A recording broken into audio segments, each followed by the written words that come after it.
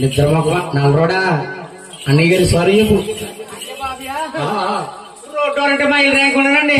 సరే అన్నయ్య గారు సారీ చెప్పు.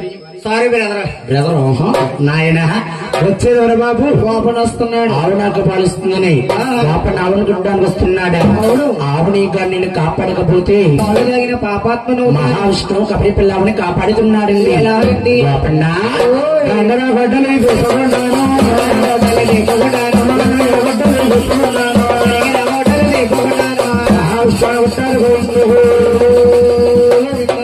ఆవుండి రక్తమండము తీసుకుని శవలాపురి మహారాజు నుండి వద్దకు వెళ్ళింది.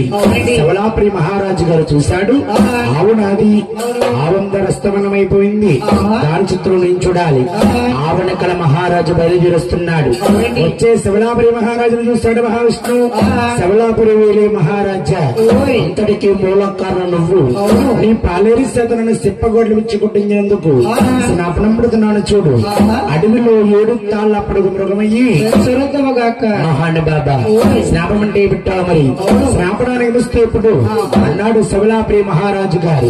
స్నాపడానికి ముస్తే కావాలంటే నామడిసి పెట్టి శ్రీనివాస అవతారం ఎత్తుతాను. శ్రీనివాస అవతారంలోని ఆకాశరాజు వివరిస్తావు. కూతురని పద్మావతిని నా కాళ్ళు కడిగి కన్యాదానం చేస్తావు. అక్కడతో శ్రాపణం అవుతుంది. తుల్లిబడలేసేడు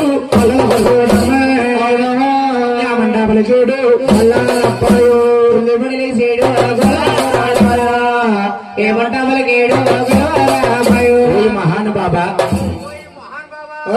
మోహన్ బాబా చిరంజీవి బాలకృష్ణ అల్లు అర్జున్ హైదరాబాద్ జూబ్లీస్ లో ఉంటారు. ఇంకొక హైదరాబాద్ దగ్గరికి వెళ్ళి వచ్చాడు.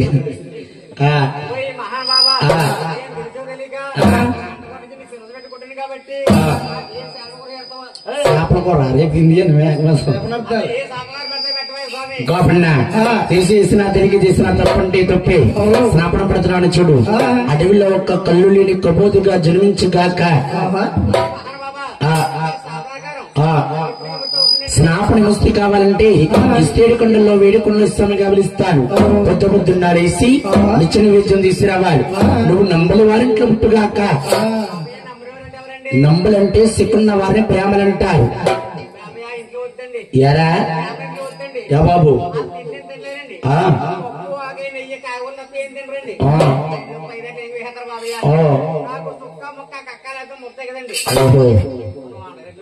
ఇంతగా పంపిణీ చేస్తావు బాబు. సరే పంపిణీ వెళ్ళిరా.